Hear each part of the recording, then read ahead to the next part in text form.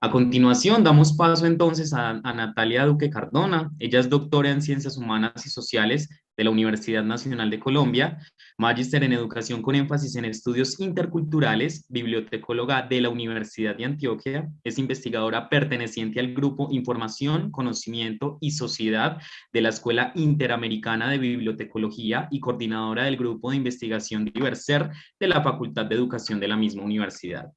Ha impartido conferencias en países como Cuba, Ecuador, Perú, Chile, El Salvador, México, Argentina y Brasil.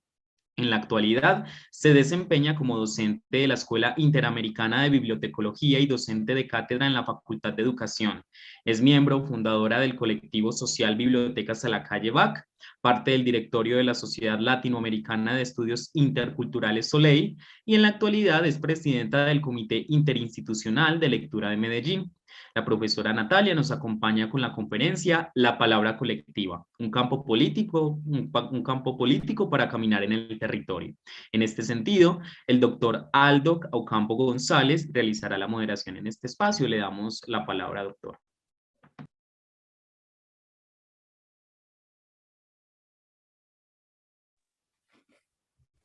Hola, Ahí sí. buenos días. Aldo, te Bu- escuchamos. Gracias, Natalia. Bueno, saludar a todos quienes nos acompañan desde las distintas latitudes de nuestra querida Latinoamérica. Y en este minuto, como bien lo decía el señor presentador, vamos a dar inicio a la conferencia central de la profesora Natalia Duque, que se titula La palabra colectiva, un campo político para caminar en el territorio. Una conferencia que trabajará en distintos cruces políticos y activistas, como nos presenta Natalia Duque, que se mueven permanentemente entre el feminismo, la acción anticolonial, postcolonial e interseccional. Natalia, el espacio es todo tuyo, estamos muy complacidos que nos puedas acompañar y también agradecerte por todas las gestiones que ha hecho para que este evento llegue a todos nuestros compañeros de Latinoamérica. Muchas gracias, Aldo, por tus palabras. Un saludo muy especial a todos y todas, con todo el respeto, cariño y sobre todo mi admiración, porque sé que quienes se conectan a estos eventos y trabajan estas temáticas están día a día caminando la palabra, caminando el territorio. Les quiero contar que esto que hoy voy a compartir con ustedes es un ejercicio derivado de un material que preparé este año para los círculos de pensamiento de la Biblioteca Nacional de Colombia, los cuales son un espacio de reflexión acerca de la función social y pública de la biblioteca pública en nuestro país. Quisiera comenzar entonces diciéndoles que al momento de pensar este espacio, de hablar acerca de la palabra colectiva como un campo político fértil para caminar el territorio, hacer conciencia de esa tecnología de poder que es el lenguaje, pues me encontré, digámoslo, en mis referencias, en mi vida, en mis propias lecturas a Querida propósito de Natalia, esto que leemos. Hola, ¿me escuchas?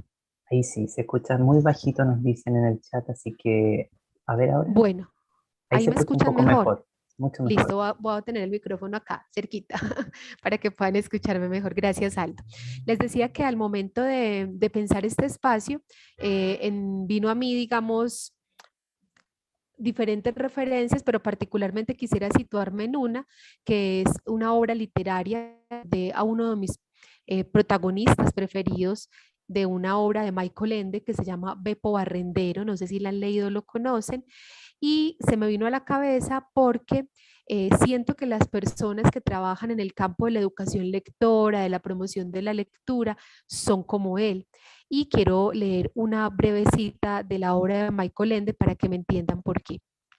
Beppo Barrendero cada mañana iba antes del amanecer en su vieja y chirriante bicicleta hacia el centro de la ciudad, a un gran edificio. Allí esperaba con sus compañeros en un patio hasta que le daban una escoba y le señalaban una calle que tenía que barrer. A Beppo le gustaban estas horas antes del amanecer, cuando la ciudad todavía dormía. Le gustaba su trabajo y lo hacía bien. Sabía que era un trabajo muy necesario. Cuando barría las calles lo hacía despaciosamente, pero con constancia.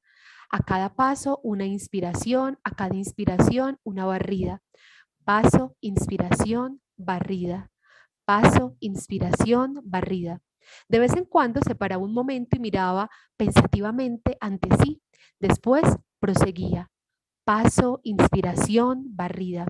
Mientras se iba moviendo con la calle ante sí y la limpia detrás, con la calle sucia ante sí y la limpia detrás, se le ocurrían pensamientos, pero eran pensamientos sin palabras, pensamientos tan difíciles de comunicar como un olor del que uno a duras penas se acuerda o como un color que se ha soñado. Después del trabajo, cuando se sentaba con Momo, le explicaba sus pensamientos y como ella le escuchaba a su modo tan peculiar, su lengua se soltaba y hallaba las palabras adecuadas.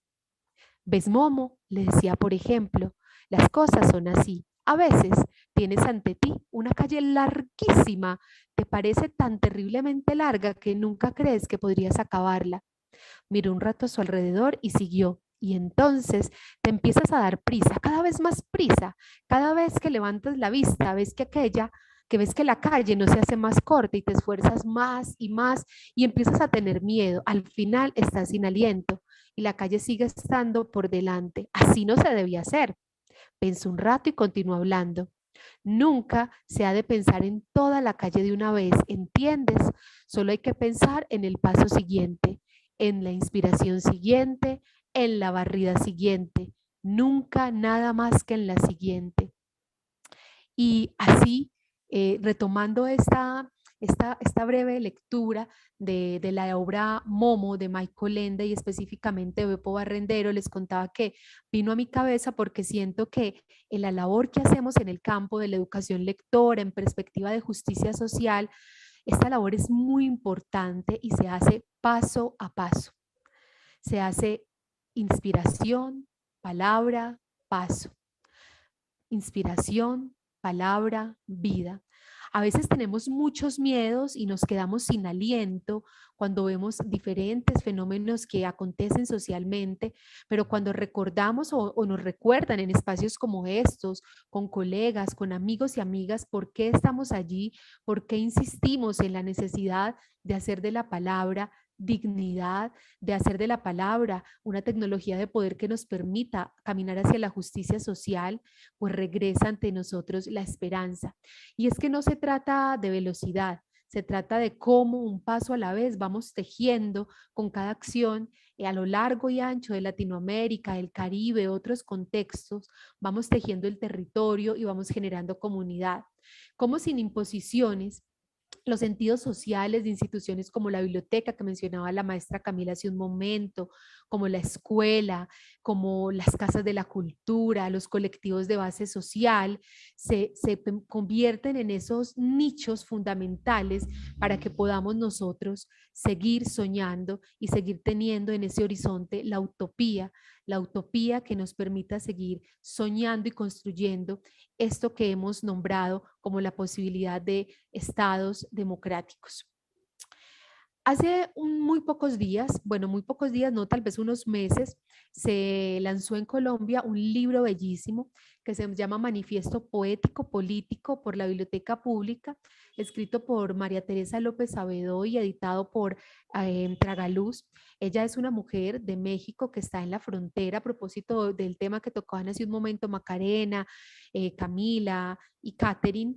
Y hay una bella frase que ella dice y que no me recuerda, que citando a María Negroni, si la política persigue lo útil, la poesía hace de su casa lo inútil. Y es que aquí es cuando vuelvo y deseo volver sobre ese poder que tiene la palabra en un contexto territorial, en un contexto de insistir en que la palabra, por supuesto como tecnología de poder, tiene una función política, y es que debemos pensar cómo día a día nosotros, bibliotecarios, maestros, gestores, gestoras culturales, activistas, militantes de la educación, la cultura, la vida, las artes, emprendemos acciones de comunicación. Comunicatio, communications del verbo comunicare implica la palabra como posibilidad de encuentro, del acto comunicativo que nos permite debatir, disentir, construir, encontrarnos, forjar el territorio, ser y estar en lo público. Cuando hablo de la palabra, no solo hago alusión a la voz pronunciada, sino también, por supuesto, a la escucha amorosa, a la palabra dulce, al corazón dispuesto, a la escucha activa, que han sido aprendizajes que hemos tenido en la Universidad de Antioquia, gracias a la pedagogía de la Madre Tierra. Hablo de la palabra como una especie de artilugio que se vuelve colectiva una vez que nos convoca al encuentro con la otredad. Esta no se superpone a la realidad, sino que la desaloja y nos abre posibilidades para el encuentro, para lo que hemos llamado en los últimos años en Bibliotecas a la Calle como caminar la palabra, que no es más que la posibilidad consciente de una apropiación digna y del uso público del lenguaje como principal facultad que nos constituye como especie.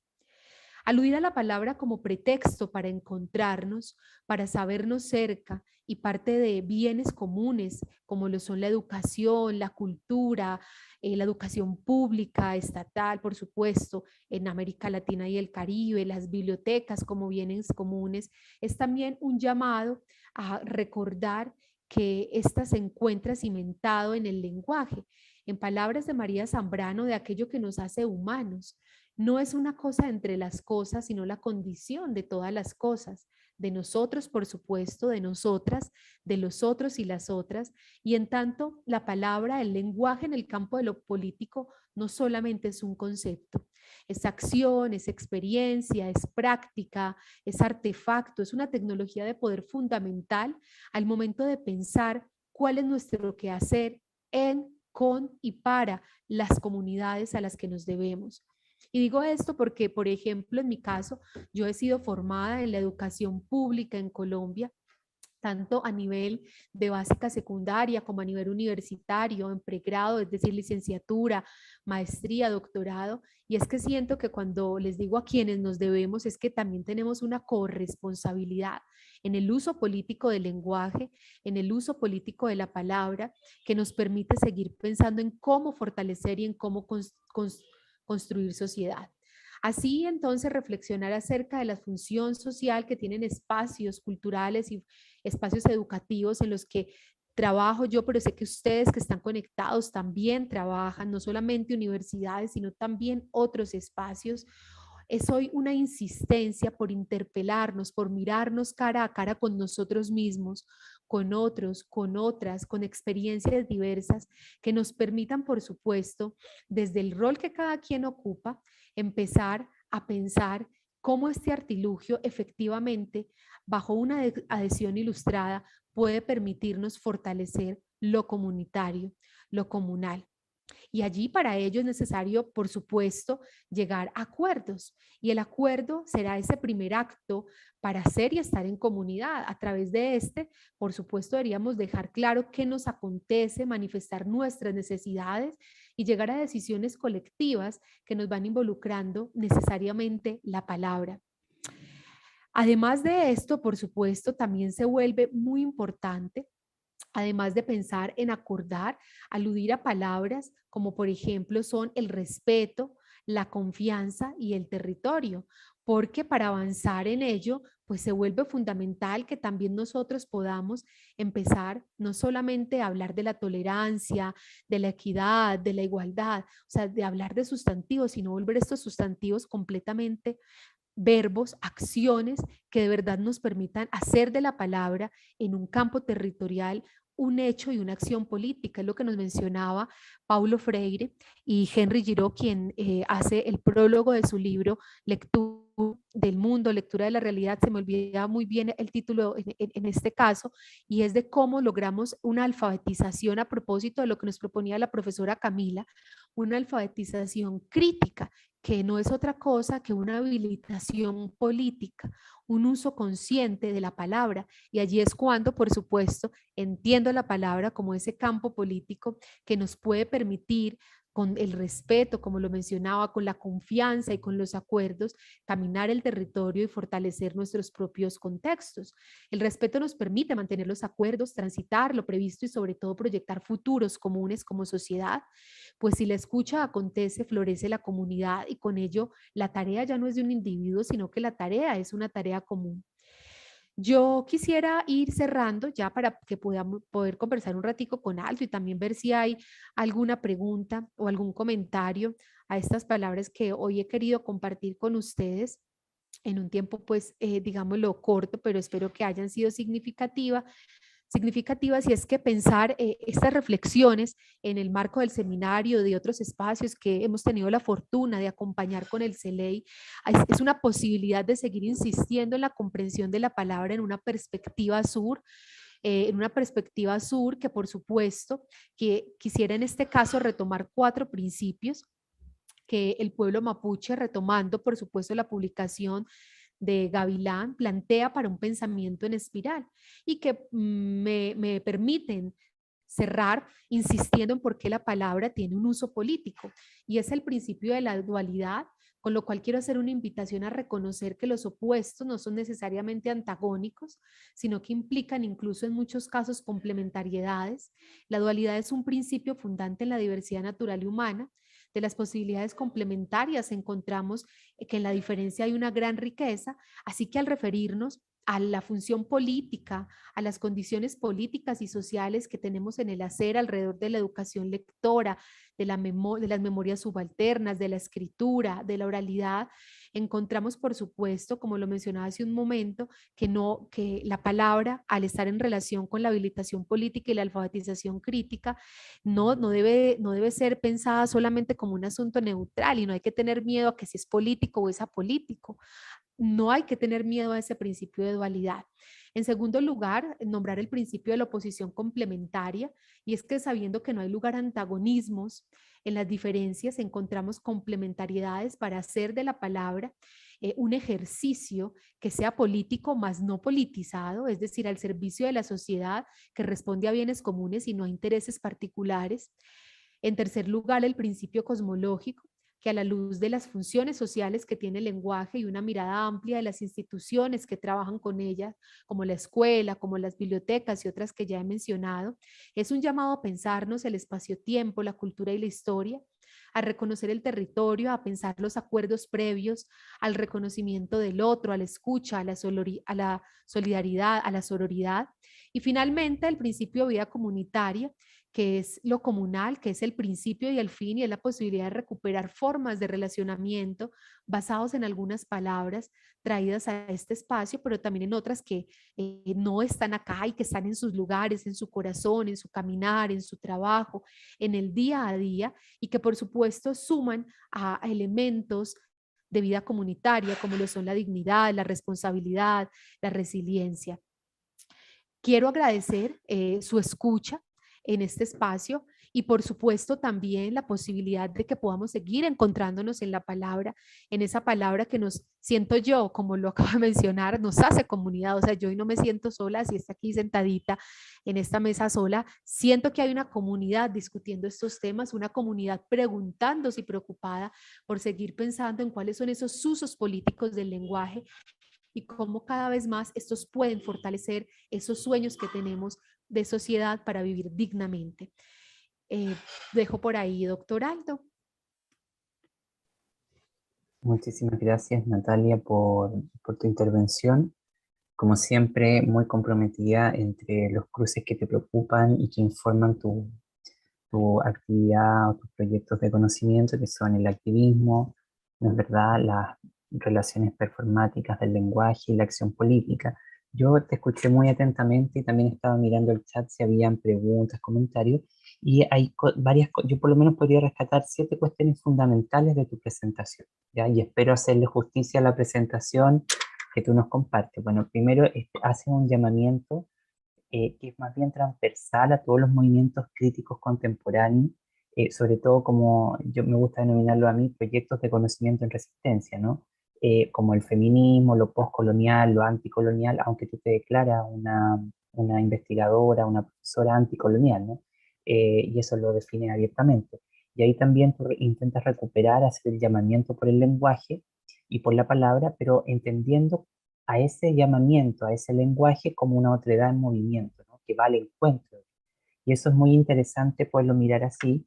Y también cuando tú recuperas la idea de la lectura como una tecnología de poder. Y eso es muy, muy poderoso poderlo entender porque justamente al igual que la transformación, la concientización, la lectura tiene esa ambivalencia, ¿no? Que puede funcionar para transformar, pero también para controlar, sujetar y reproducir. En ese sentido, es importante reconocer que la lectura no es solamente el acto de codificar grafías, de sacar información de forma extractiva, sino que sobre todas las cosas de poder cuestionar, interrogar los modos en que los sujetos son atrapados en esa forma de esos proyectos lectoescriturales.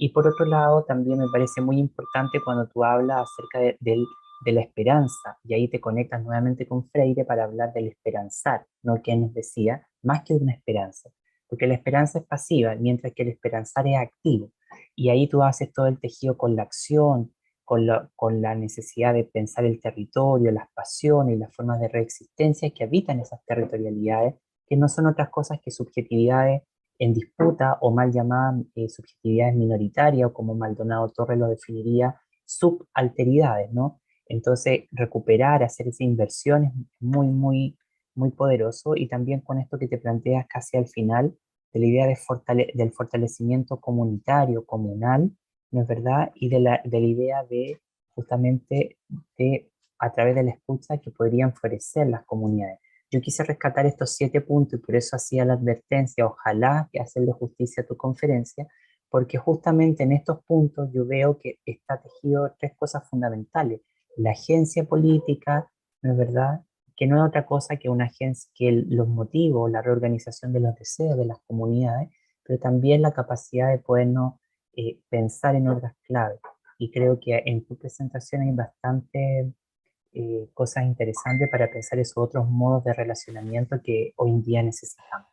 ¿Podría comentar, Natalia, sobre tu brillante intervención?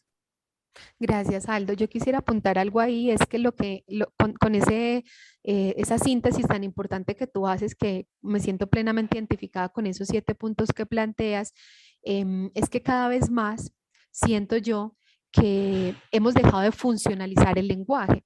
Es decir, cada vez más entendemos la necesidad de que el lenguaje no solamente lo estudian los lingüistas o las personas que estudiaron licenciatura en lengua castellana o en literatura o en estos campos, sino que hablando a propósito de las interseccionalidades, hay diversos campos científicos, diversos campos del saber que nos implican y además nos interpelan y nos exigen hoy en día poder entender que el lenguaje no es un asunto funcional. Y digamos que ese es como para mí el fondo también de esto que quería compartir con ustedes, en virtud de que para mí ha sido muy importante, por ejemplo, acercarme a la ciencia política, a los estudios culturales, a los estudios de la subalternidad, porque allí efectivamente aparece el lenguaje, tal vez no en esa perspectiva de lo lingüístico, pero sí en una perspectiva de lo simbólico y de lo cultural que nos permite comprender cómo somos hoy y cómo queremos seguir siendo socialmente. Entonces encuentro en el seminario, como cuando cerraba les decía, yo me siento en comunidad, porque siento que efectivamente hay una comunidad que abraza estas nuevas perspectivas, y digo nuevas porque sí siento que sean nuevas, no siento que sean perspectivas que hemos trabajado siempre y que al contrario todavía están en disputa, o todavía se pone en tensión que efectivamente el lenguaje pueda ser mirado en estos lugares y que no es un asunto, no sé, de un politólogo, de una bibliotecóloga, de otros profesionales, pero encuentro una gran posibilidad en ello, y pues quería también aportar esto, Aldo, a lo que tú dices, porque ahí está la esencia, y para mí no solamente en el caso de esto que acabo de compartir con ustedes, sino de todo lo que hemos tenido en esta mañana, y es la diversidad de voces, la pluralidad de voces que nos permiten comprender que el lenguaje no es la condición de todas las cosas, es la condición de nuestra edad y de las formas en que nos conformamos socialmente. Yo te agradezco mucho, Aldo, por esa síntesis, y bueno, también a todos y todas quienes me han escuchado.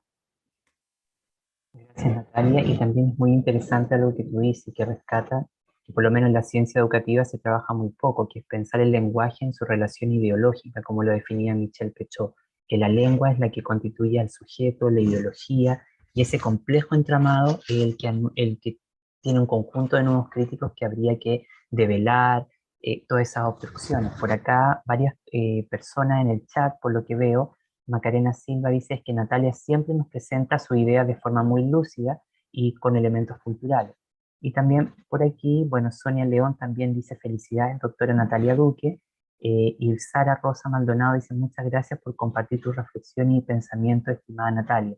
Yo, Natalia, tengo una pregunta para ti, si tú me lo permites. Lo que yo quisiera preguntarte, ¿no? Es un poco pensando en esta idea del fortalecimiento comunal, ¿no? Que a veces se hace un uso eh, casi como de todo vale con estos conceptos de lo popular, ¿no? De lo que hoy día han resurgido mucho y a mí me preocupan porque no sé de qué popular hablamos en buen sentido, ¿no? Y también me pasa con lo minoritario, ¿no es verdad? Y con esto de lo comunal, que a veces son conceptos que se ocupan con tanta recurrencia, pero que se asesina el propio potencial crítico que tienen estos conceptos. Entonces, un poco, ¿cuál es tu mirada para entender al día de hoy frente a todos los movimientos sociales de base, las transformaciones que se reclaman? ¿Cómo evitar ese reduccionismo en torno a estos conceptos, justamente para que no sean ocupados como una política de todo vale y poder recuperar el verdadero potencial crítico transformador que hay en ellos? No sé si me explico. Sí, Aldo, y creo que es una pregunta muy importante porque yo también siento eso y lo siento con otros conceptos como por ejemplo lo crítico, que lo crítico después de todo el desarrollo de la pedagogía crítica empezamos a utilizar el crítico como adjetivo permanentemente o interculturalidad también, un concepto que se empieza a usar de una manera muy recurrente y lo mismo pasa por supuesto con lo comunitario. Creo yo que podría dar dos, máximo tres respuestas en diferentes vías. Lo primero es que hay un artículo que me gusta mucho, escrito ya hace varios años, se llama Decolonizar la universidad. No sé si tal vez lo conoces, es de Santiago Castro y creo que esa es una tarea fundamental. Lo primero, para evitar hacer un uso como un saqueo sistemático de conceptos que no son de la universidad, porque hay conceptos que no son de la academia, sino conceptos que surgen en el nicho de la base social. Y estos conceptos a veces los, digamos, los apropiamos, y me pongo ahí, me incluyo por supuesto, los apropiamos en los contextos universitarios, pero siento que hay diferentes modos de apropiación y ahí es cuando creo que el primer lugar sería decolonizar la universidad. O sea, esto es una tarea día a día, no es una tarea que se va a hacer en un abrir y cerrar de ojos, y es cómo nos aproximamos sin hacer un extractivismo del conocimiento a grupos poblacionales. Entonces, esa es como una primera idea que podría darles.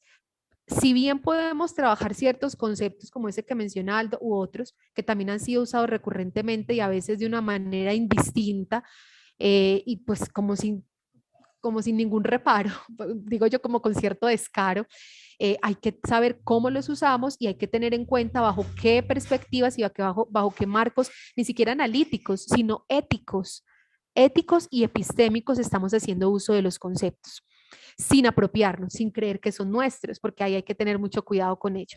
Lo segundo es que creo que en primer lugar deberíamos las personas que estamos trabajando en contextos académicos, si bien yo trabajo en contextos académicos, también trabajo en la vida real, como por decirlo de algún modo, o sea, no solo en la universidad, yo también trabajo en la calle, en las escuelas, con maestros, con maestras, porque no soy capaz de desconectarme solamente y estar solamente en las aulas de clase o investigando, porque creo que esto me hace perder una perspectiva de lo que pasa en el mundo social.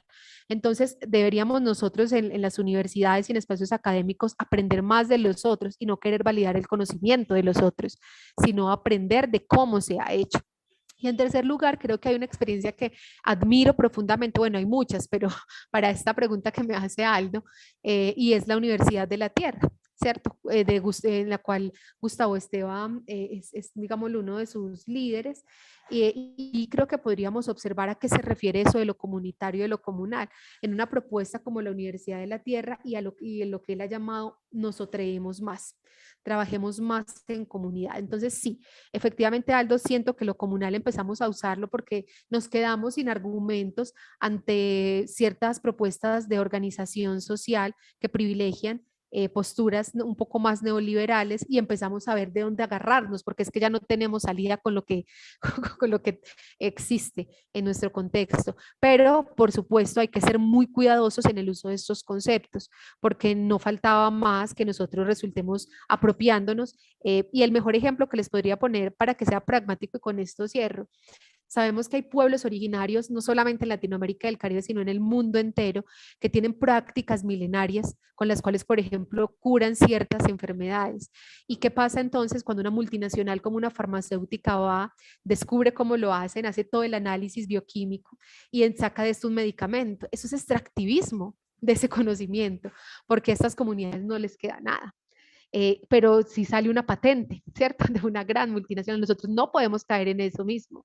Y por eso es que muchas de las comunidades, no solamente con categorías étnico-raciales, nos han cerrado las puertas a las universidades, porque no hemos tenido presupuestos éticos y políticos claros para tener un diálogo intercultural y un diálogo de otro tipo que no sea jerárquico y con un afán de colonización, que nos queda ese rezago por allá todavía. Entonces, sí, ahí, gracias por esa pregunta, Aldo, y hay que tener mucho cuidado, y esas son las ideas que les podría dar, seguiremos trabajando en ello. Muchísimas gracias, Natalia. Vamos a dar por concluida tu conferencia. Agradecerte como siempre por tus reflexiones, tu compromiso político, activista con las relaciones culturales, con la práctica cultural.